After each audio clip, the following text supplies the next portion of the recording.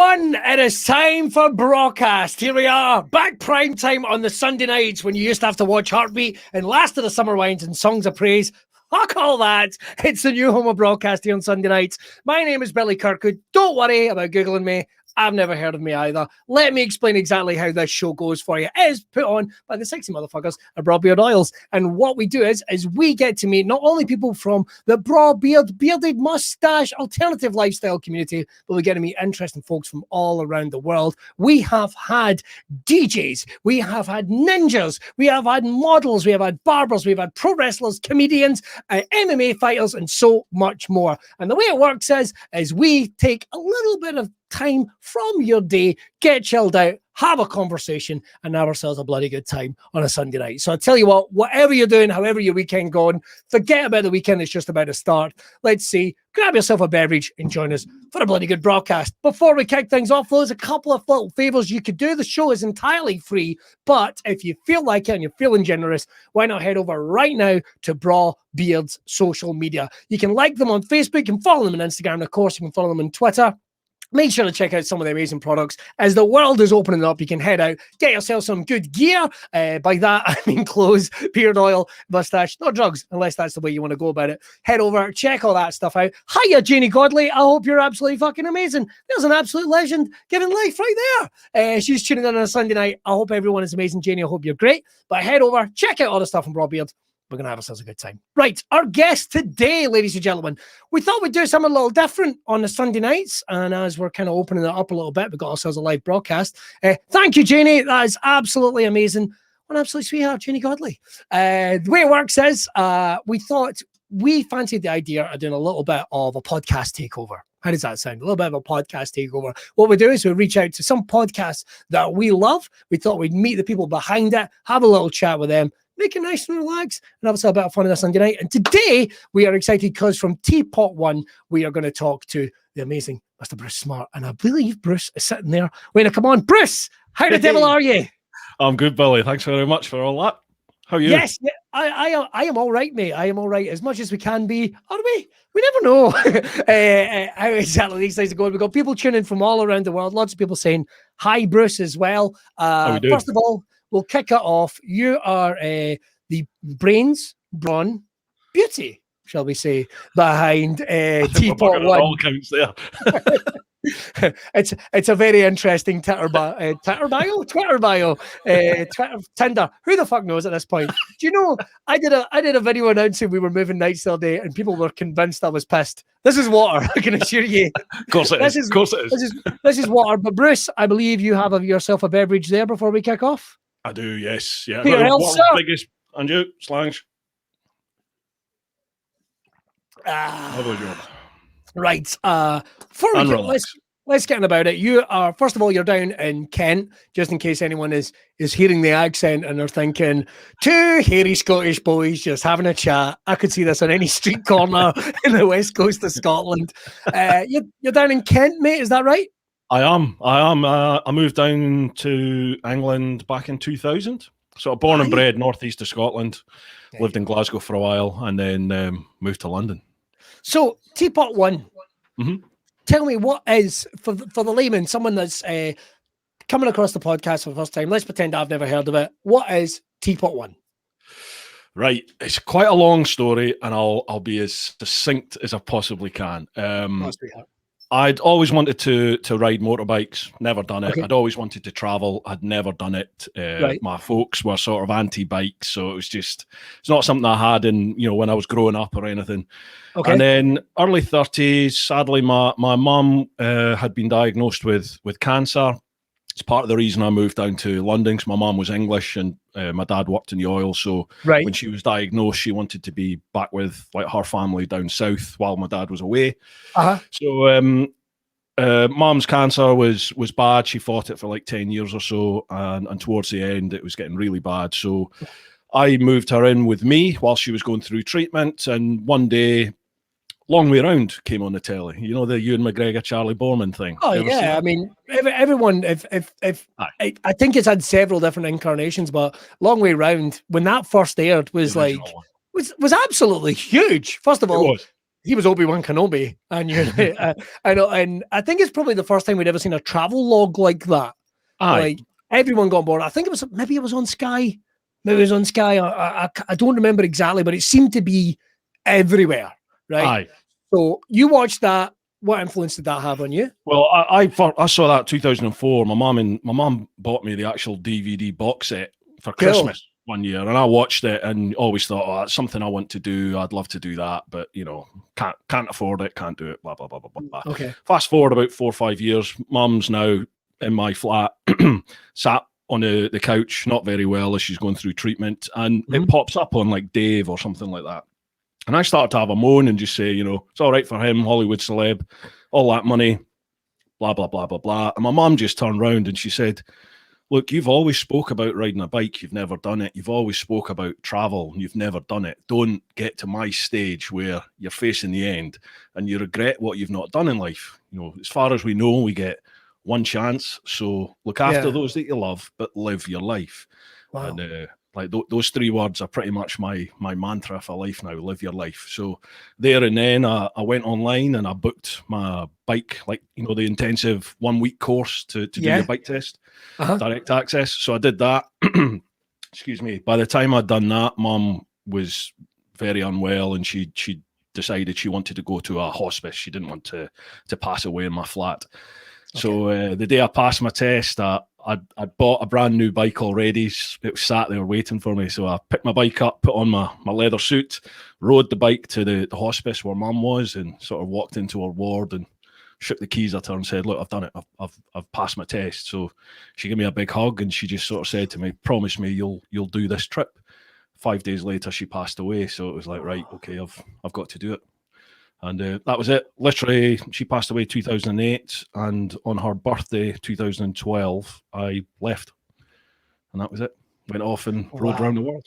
Well, first of all, man, thank you very much for sharing that story with us. Very personal, something I think everyone could learn from your mum saying those wise and comforting words at that point. Isn't it amazing how mums never stop being mums? Absolutely. They just never stop being mums. They always just know the right thing to say at the right time. That's an amazing story. And that's kind of what we're about here in Braw Cast is getting to hear those tales. And so you went and did the ride, which is incredible. And like you say, if anyone's thinking about these things, and I know the world itself is maybe not where we'd want it to be right now, but things will change. Absolutely. Things will change, and everyone needs to. Because I've every year I've said to my brother, the Rust to Rome. You'll probably heard of the Rust to Rome. Like, we're going to do the Rust to Rome. Now, first of all, me and him in a car, we probably murder each other, to be completely honest. Because I'll level with you. If I'm driving, I might be all right, but as a passenger, I'm a fucking nightmare. I'm the worst. I get bored. I get irritated. That's the reason you should do it. Push yourself, get yourself out your comfort zone, and you never know what might happen with something like that. I don't want him to kill me and leave me at the side of the road somewhere. In Europe, I panic about it all the time. I wake up in the sweats. But you did it, and that's one of the biggest things. You took ownership of a fear, the doubt, whatever it was, let it go, and you just went through it. So you hit the bike. How was that? How do you even go about what's day one on the bike like, making that trip? What's that even like? What's going through your mind? It's probably the hardest part. Well, one of the hardest parts of that whole trip for me was leaving, and when the day came to actually go, and I'd got a bit of a social media following, nothing like it is now, but at the time for me, it was big. There's, I think, 500-600 people following it or something on Facebook. Yeah. And about 40 odd people turned up, 40 odd bikers turned up, and a couple of press turned up. And because this is where everyone's going to hate me that didn't know, I was a copper at the time, so I used to work it down. Yeah, I know.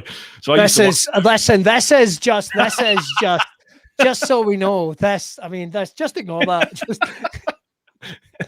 So I left from right outside Downing Street, and one of my charities that I did it for was the Royal British Legion. So we did it from the Cenotaph. So there was a load of people there, and obviously when Big Ben bonged 9, that was the time I said I was leaving. So we had a big escort, like my mates from the old Bill in traffic. They were all there in the bikes and cars to sort of see me out of London. And when it came time to go, all of a sudden I was looking at all my friends and family that were there. My missus was there, and I was just like, what the hell am I doing? Why am I leaving all this to to go who knows where, and face who knows what. So that was a hard bit. But honestly, once you're on the road, once I think it takes 5 or 6 weeks to settle into a big trip like that. Right. But once you've settled into it, it's just everyday life, except you're on a bike. You're worrying, where do I sleep? Where do I get fuel and food? And where do I have a poo? That's basically essentially it. That's day-to-day life, It's interesting to see the levels, the list you put it on there. It's going for a shite is right at the bottom. Well, those who know me will know it's maybe not always like that. It's the Scotsman in you. You can't help yourself. It's always, where is my next shite coming from? That's what we need to know. But the reason I say about that is like, because it is so much. I can only think about back in the old days when I would hit the road to go and gig or go and tour and what have you. Seems like buttons in terms of what you're talking about. If anyone's been the amount of planning somebody will put in a family holiday and think, can it get more complicated than this? Yeah. How long were you away for in total? 442 days, about a year and a half I was away. Bloody hell. Yeah. Bloody hell. So I had a wee break in the middle. Right. Not in the middle. Actually, it was 7 weeks to the day I left. I was back in the UK because it went a little bit wrong in West Africa. So I ended up back in the UK for a wee bit just to try and. A long story short, I was relieved of a lot of money in one country. Just that I had a bad experience at that part. So I ended up back in the UK for a while, back to work, getting some money together. I managed to pick up a sponsor, which was a huge help. And left again and off I went. Oh, brilliant. Well, it's even at that, hitting a stumble like that and being able to go, I'm going to get back out there is a huge thing. I mean, losing money suddenly, we've all been hit by the puggy machines. So I can completely understand what happened. So what were some of the... How many different territories? Because the little bit of research and stuff that I've got to find about it online, how many different places did you actually hit? Well, because we're not talking about. I mean, you were going through provinces and countries, and how many different places did you hit in total? I went through 54 countries in total. That's incredible. Basically, I had to miss out in the Middle East. Right. Sad. I really wanted to see Syria, and I really wanted to see Iran and all these places, the stands, Kazakhstan, Uzbekistan. Yeah. I really wanted to see all that, but just at that point, 2012 to 2014, Syria was basically just being decimated. ISIS was a massive problem. There's still plenty of people out there who've been and traveled through there during those times. People are doing what some people would think is insane stuff, but they're doing it and they're meeting lovely people and having great experiences. But I had a bad time at one point in West Africa, and I just thought, I think I've pretty much used my 9 lives here. I'm not pushing it by going there. So I missed out 3/4 of Africa. I missed out the Middle East, but I pretty much ticked most of the others off. The main continents. Yeah. That's incredible. So, apart from some of the bad times, what were some of the real highlights? Give me a couple of the highlights that you could only experience when you were there. I mean, it's such a unique thing on its own. Like I've got to tour and I've got to stand on the banks of Lake Malawi and watch the sun come up. And it's like, can't be that many people that have done this. After just telling dick jokes to 5,000 very confused looking Africans, it has to be said. Malawian natives who just didn't look like they knew what was going on. But again, it looked funny. So bless them, they laughed. But what were some of the experiences that you had? Give me a couple of just those unique moments, even if it is just a moment of peace in a place. I think the natural stuff sticks in my mind. Things like, I was in the Atacama deserts, the driest place on earth, and sleeping in that at night. And when you look up and you see the stars, we don't see it here in the UK because of all the light pollution. But when you're in the desert, in the middle of nowhere, and you look up and you see the Milky Way and you just see like the depth of what is out there, it's an insane experience. I loved it. I loved sleeping in the desert.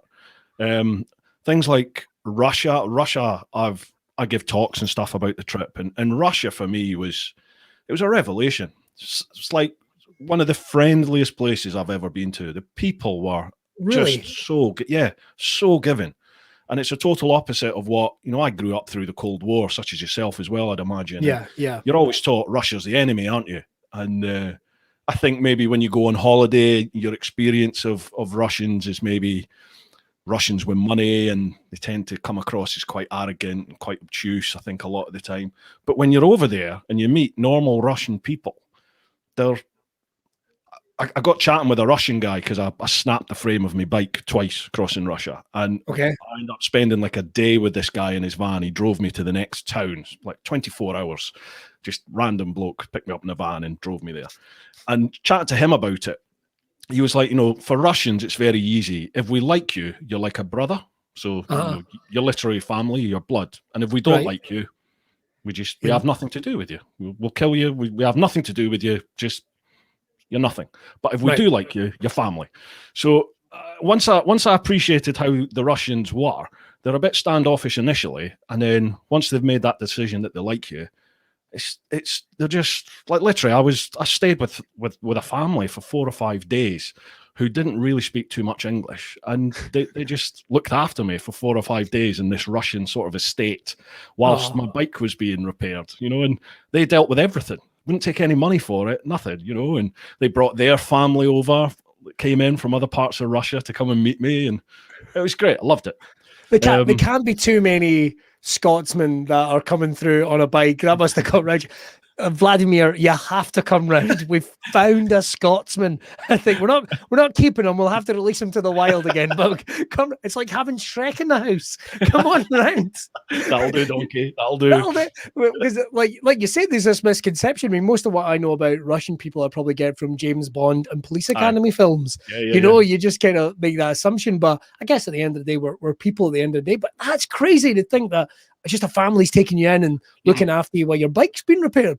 Yeah, it's interesting you said that. We're people at the end of the day, and that's definitely something that was reaffirmed time and time and time again on the trip. Is that no matter where you're from, no matter what town you're from, what religion you are, what culture you follow, what language you speak, it makes bugger all difference. Most people out there are exactly the same. They want to look after their family.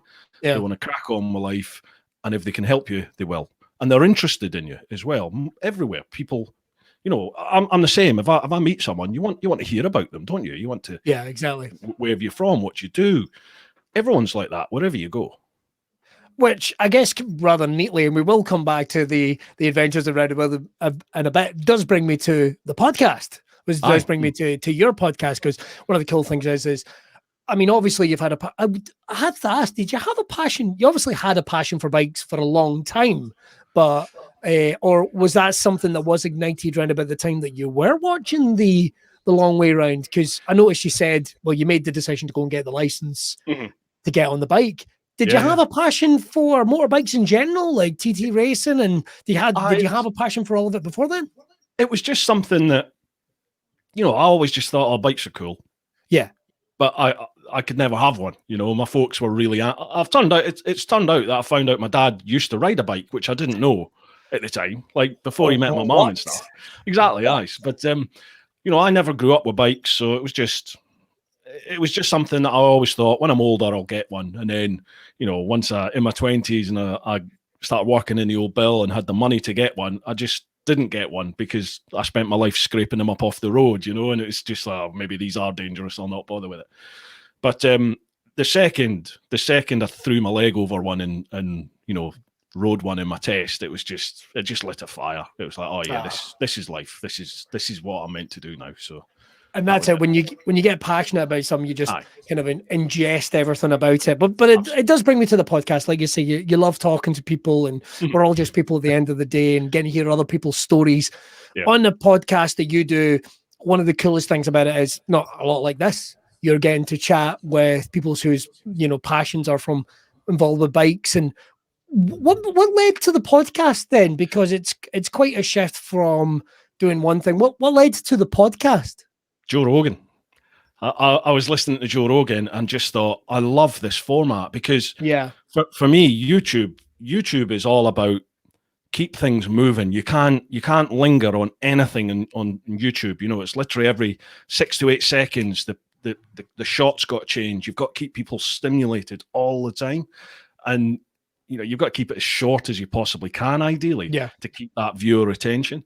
Whereas on the podcast, you look at like Joe Rogan, 3-4 hours, he's just sat there chatting. And I loved the way the conversation was real. It could go anywhere. You might be talking with like for me, I might be talking with a TT racer, but during that conversation, you might start talking about, I don't know, crikey, tiddlywinks or something. You just don't know where the conversation's going to go. Well, just so I would like to apologise for the use of the word tiddlywinks if anyone's watching and anyone is offended by that. We've got a lot of woke people that watch this. And we're going to get deplatformed.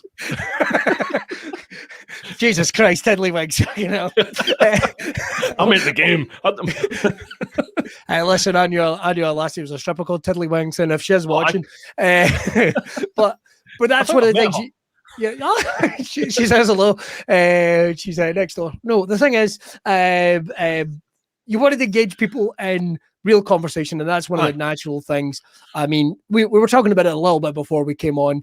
It depends on who you're talking to sometimes how the conversation goes, but that's how it is in real life. And Joe Rogan's a great example for that because, I mean, obviously he is planned and we know that there's an element of it that is produced and what have you. Of course it is. He's being paid, $140 million or whatever it is a year, but the conversation is general. You can go in other places. I doubt anyone's going to be, what's your favorite type of dildo? I don't know. If that could be the way the conversation could go.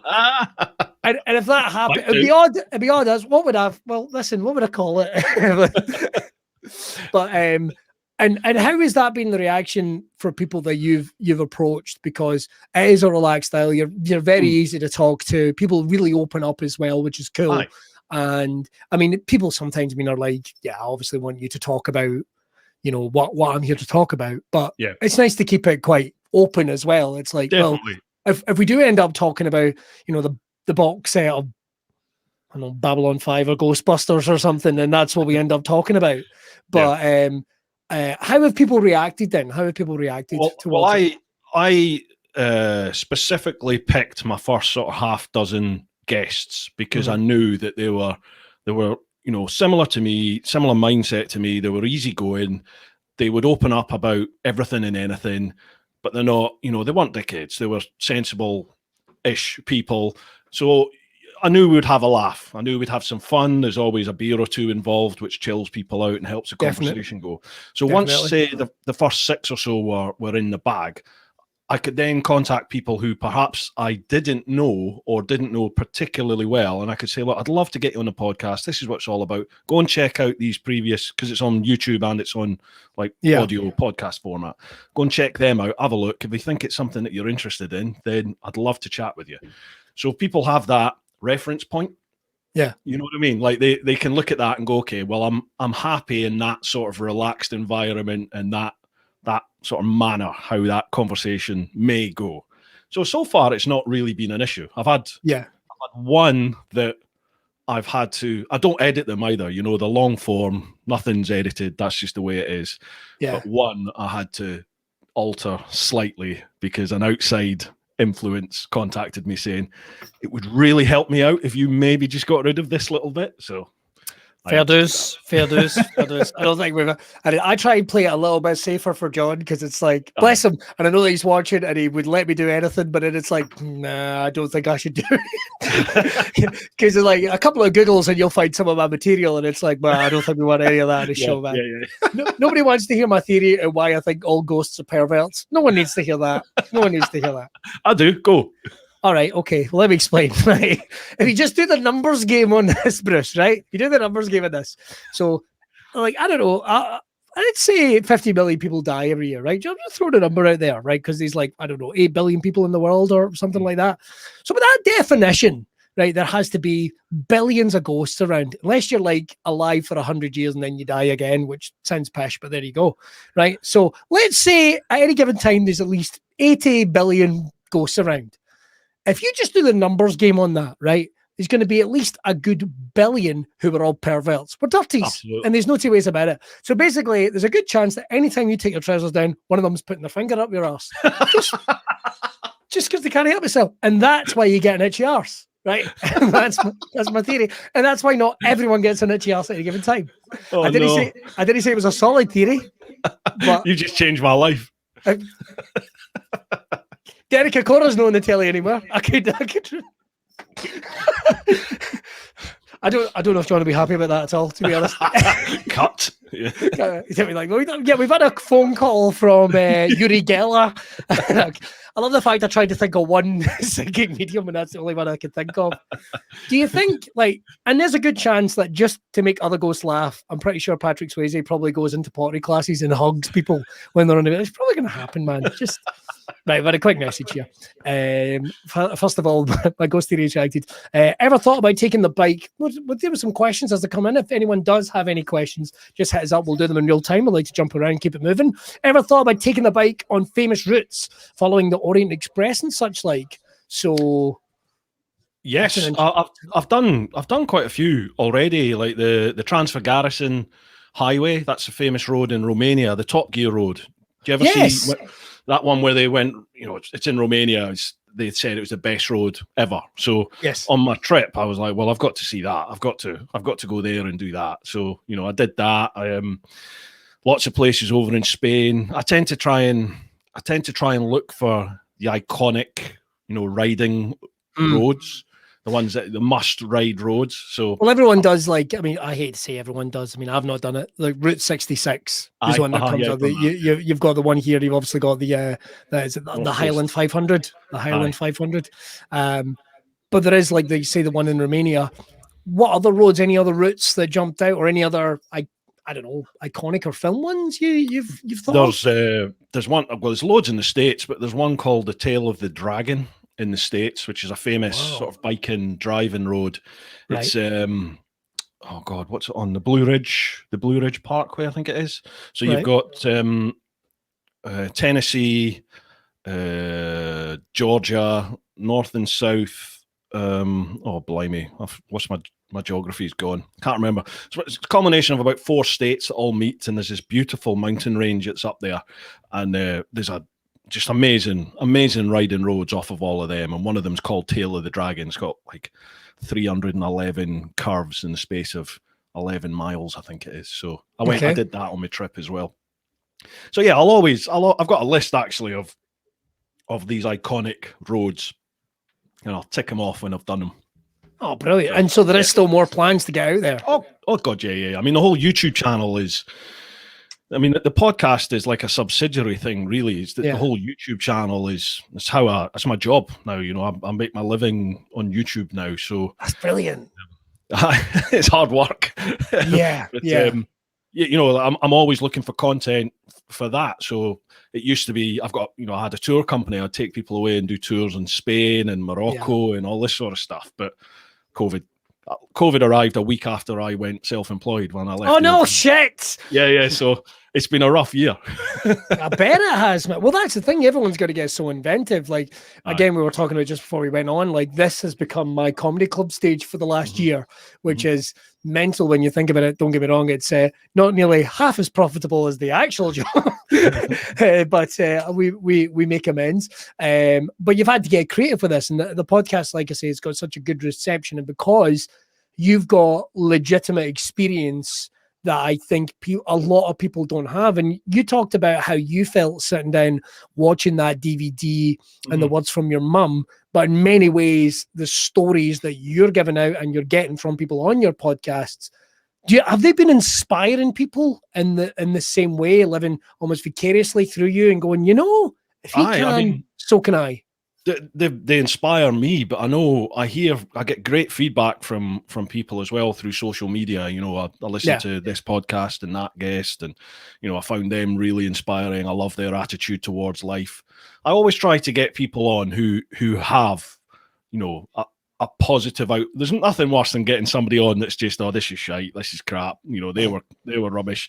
I don't really want to talk to people like that. You know, there's enough negativity in the world, so I want positive people on that are getting out there and doing something. You know, so that's sort of as much fuel for me as anyone else that's listening. You know, it's nice to have people on there and to interact with people and feed off them as well. And it's great to get the the feedback off of others who get the same sort of positive impact from it that I do. So yeah, I love it. all that. Well, let's get back a little bit to the trip around the world. Just around the world, maybe. We've heard some of the interesting, unique experiences. Mm-hmm. I'd love to hear a couple of the bad ones, but let's keep them nice and light. Let's keep them more funny, shall we say, than bad. There's going to be a couple of ones, because for you to do over 400 days on a bike, there's got to be a couple that. I always put them as the experiences. You know, one of those ones where you're walking down the street and you go, "Oh, for goodness sake, I can't believe that happened." It's going to be a couple of those. Definitely. I mean, I remember. I vividly remember on the trip some days just waking up going, I can't be arsed with this, you know. And then you have to sort of pinch yourself and go, get a grip. You're living the dream here. You're riding a bike around the world, and you know, some days you just want to be sat in your pants on your sofa watching shite TV. But there was one time at Bandcamp. There was one time that really sticks out, and I've spoke about it loads before. I'd contracted. If this involves a flute, I won't know what to do. If this involves a flute, a flute would have come in handy actually on this one. But, I'm very Scottish. Well, they think I'd contracted dengue fever when I was going down through Indonesia, so I was feeling really rough, and I'd spent like 3 days just holed up in this room because I couldn't stay off a toilet. So you know, I was just stuck. It was coming out everywhere. At both ends. Oh man, it was horrible. So, but I had to get to this ferry port to get this ferry to start island hopping my way through Indonesia to get down to Timor.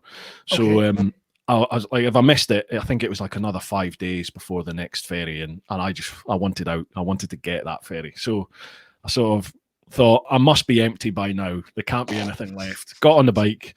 It doesn't help. That's the most horrible feeling. I know it does. I know. So I'm really sorry. If you have your Sunday dinner, I do apologise. All I'm going to say is, you described it, and I know for a fact there'll be plenty of people going, I know exactly that feeling. I know exactly that feeling. So you're running an empty, but thankfully the bike isn't. What were we up to?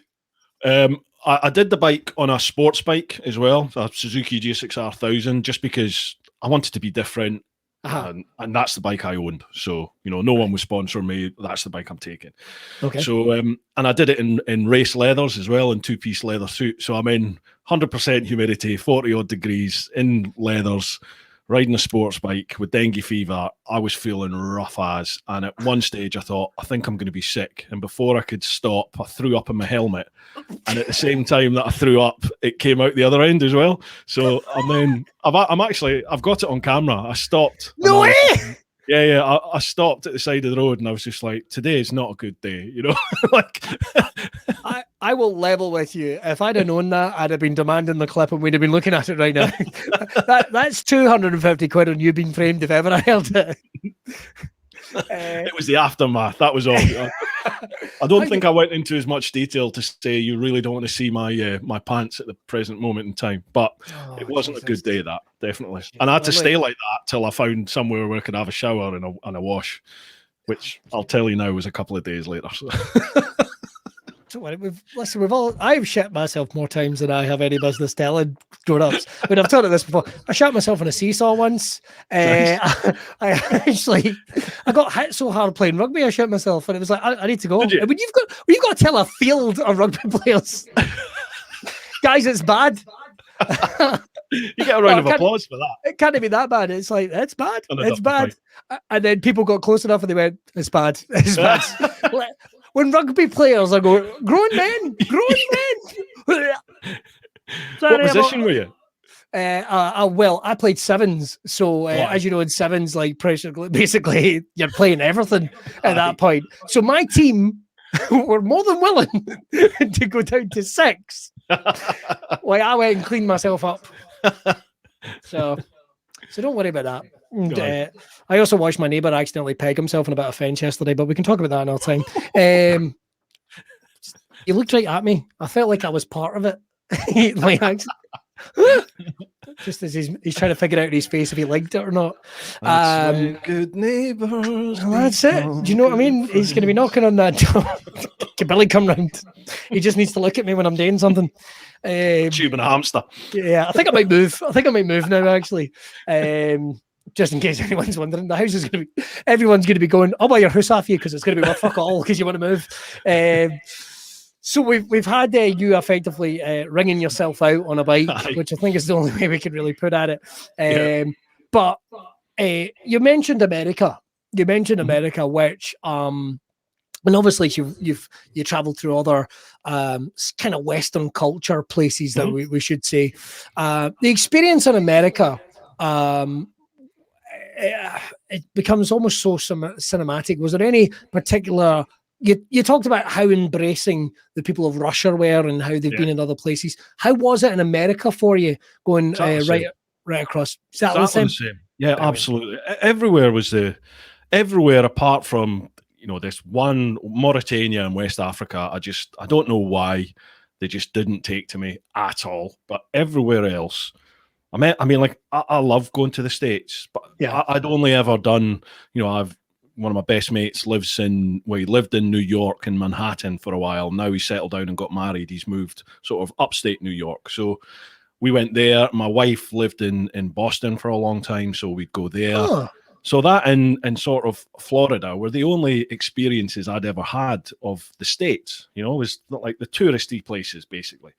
Oh, so on this trip, I was literally going everywhere and just meeting normal people, normal people that I didn't know were following on social media or were friends or family of people that were follow on social media, and they would be like, "Oh, if you're in Texas, you've got to contact my second cousin 3 times removed, Bob, that lives here," and they put me in touch. And it's same again. People just opened the doors to, and their families to me, and the hospitality everywhere on the planet was amazing. It's just amazing. Now, to do that and to go international as well, because like you say, when you're traveling to these places, people are going to go, that's the guy that drove through, Pensacola, Florida, or that's the guy that's going to just pick the name out of the air. I don't know why I think before this moment I've never said the words Pensacola, Florida. Don't know why that popped in there. Probably because it had cola in it or something. But you're going across all those places, and it is like people don't get how different. I mean, which I've never understood, because in the United Kingdom, and this, living down in Kent and having spent time in northern Scotland as well, it's just the differences in terms of culture, but the people do stay the same. And all these people, like you say, they've been following you and continuing to follow you on social media. We have to talk about lockdown, because what an absolute ball ache of a thing this has been. And we hope everyone's staying safe, and we hope everyone's going to get their shots, and we hope everyone's being careful, and we're going to get back to whatever level of normality we can sooner rather than later. Fingers crossed. Let's keep kicking COVID's arse. But how has lockdown been for you? Because we didn't get a lot of warning. Like you say, you were planning, like I was. I had like gigs in the diary. I think, we all had stuff. We just had a baby. We were like, we're going to get out and travel. All that shut down. But it was like, people don't, I sometimes think like when we started hearing about it in February of 2020, which is really when it was, maybe a little before that. And then basically 2 weeks time, boom, shut it all down. It all down. How was that for you? I mean, you spoke about the fact that, and again, I've got nothing but sympathy, because I know many people that are in the same boat. You take the plunge, self-employed business, solid idea. People are interested. This can't fail. Let's fucking do this. What was the thoughts going through your head, mate? Because you've talked about so much positivity. How was that for you for that period? How did you turn, no pun intended, how did you turn into the curve? I shit myself initially, because literally within I was on a bike. Within, I think, the first 3 days of lockdown, I lost 2 sponsors that effectively made up half my income at the time. So I was just like, oh shit, what am I going to do here? I've still got a mortgage to pay like everybody else. In fact, we got 3 blooming mortgages to pay. So I was thinking, oh, what am I going to do here? So I made some contacts back with my old chief governor where I used to work to basically say, look, I mean, there's people that follow the channel know there was underlying. So I was under investigation because another copper complained about one of my videos on YouTube, said that I was speeding and riding like a dick, which you can watch the video. It's the BMW S1000RR vid. I'm not riding like a dick. I was riding quick, but I wasn't riding like a dick. But anyway, they complained to our sort of internal affairs, which then meant I was served an investigation notice and effectively taken off front. I used to carry a gun, but I had all that taken off me and chucked in an office and told, you're there for 2 years whilst we look into this. And then they gave me the ultimatum. Yeah. Then they gave me the ultimatum that whatever happens, you have to stop all social media. You're not allowed to do any social media anymore. So it was basically at that point that I just thought, I think I've had enough of this job now. I've outgrown it. It's not what I joined for. It's changed. I don't like it. So I left, but I did contact my old governor and say, look, Gov, any chance? Can I come back? And he was like, yeah, you can come back, but I'll tell you now, they'll put you straight under investigation as soon as you come back. So effectively it was like, I can't. I think I would rather, I'll get a job doing whatever. Okay. So I'm not going back into the old bill. That's then I was, because that would have been easy. That would have been easy for, that would have been understandable. Maybe that's a better way of putting it, taking that. It was my wife, actually. My wife is a copper. She works in the same department I used to, and she was just like, don't do it. You weren't happy. You're much happier out. Just don't do it. You'll find a job. I can work more overtime. We'll make it happen. So she's always been my rock. She was with me when I did the whole round the world trip. She stayed at home whilst I went and did all that. So she's a I was going to bring that up. Like, what a complete. That she's a keeper. She's there. I said, yeah, she's a keeper. I've tried, but she won't go anywhere.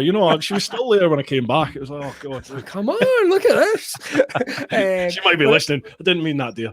Yeah, but she's giving you all the support, and it sounds like it's worked out. Yeah. And things are just, the people that are following. Thank you so much to everyone out there. That I have a. Do you know what Patreon? You know what Patreon is? I have a Patreon sort of community, and that. It was like the bat signal went up as soon as COVID hit, and it just exploded. I went from having a couple of patrons to, I think there's 500 on there now, and those people club together. Even if it's £1 a month, they club together, and that makes up a big part of my income that's helped me survive through COVID. So I can't thank people enough for that. And just sort of. The first year was all right. Last year was okay. I was just editing. I edit videos, so I'm sat in an office editing all the time. So COVID wasn't really that much different. But this last one, since about December, I've found really hard. I've had enough. I want to get out there again. I get you. Because I think we had the summer last year, and things seemed to be going in a positive direction, and then we started hearing that they weren't, and then. Yeah.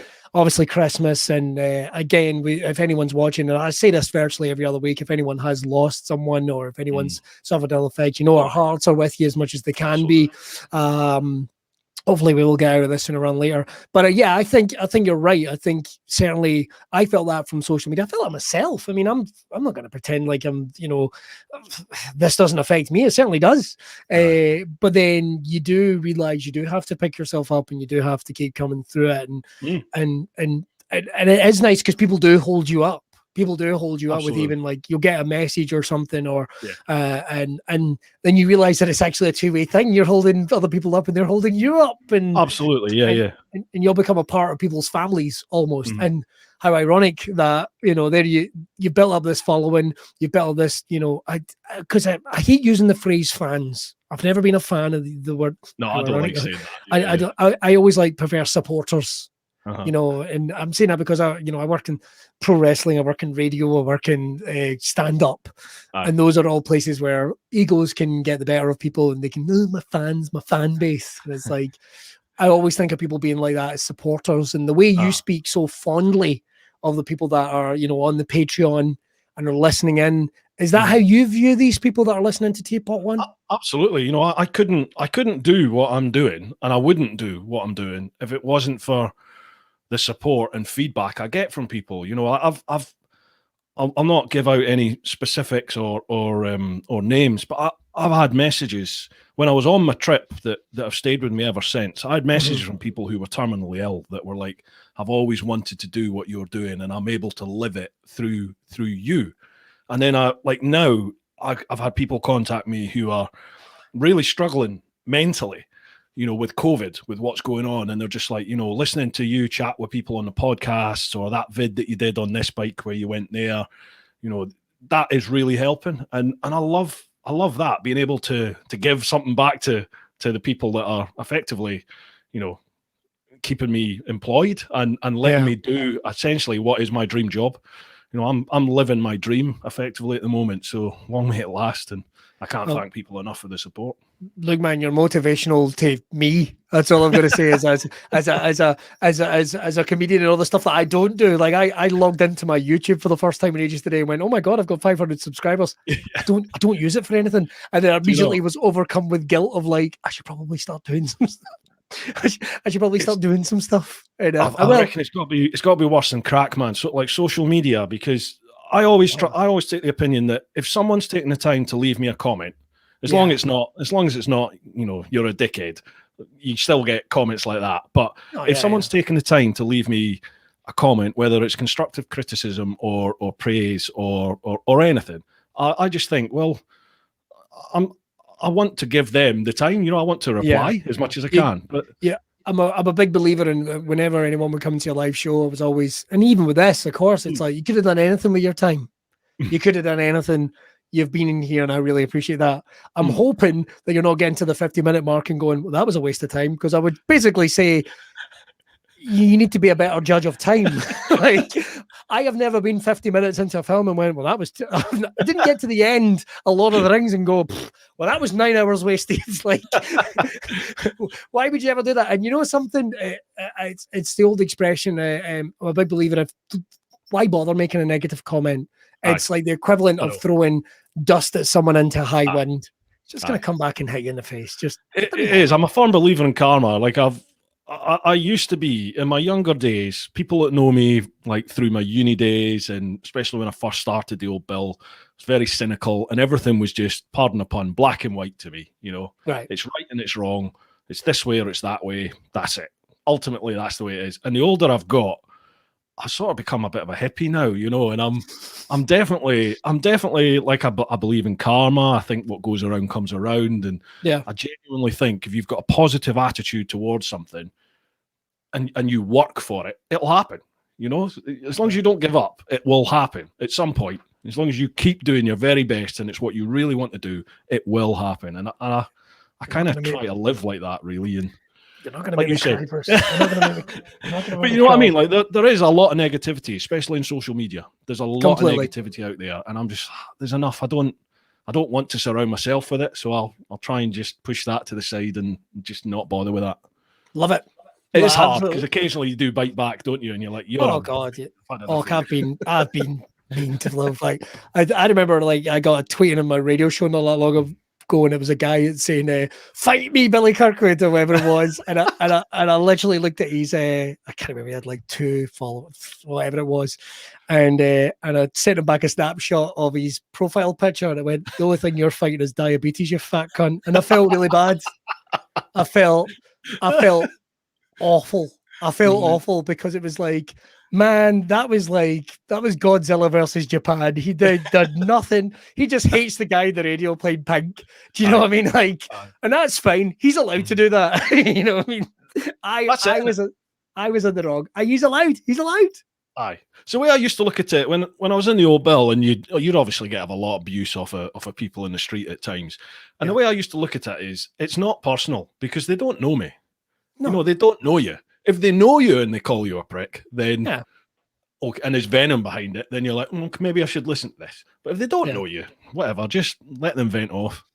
But I came off Twitter. Twitter was just, I couldn't deal with it anymore. Just, I've had enough. I left that.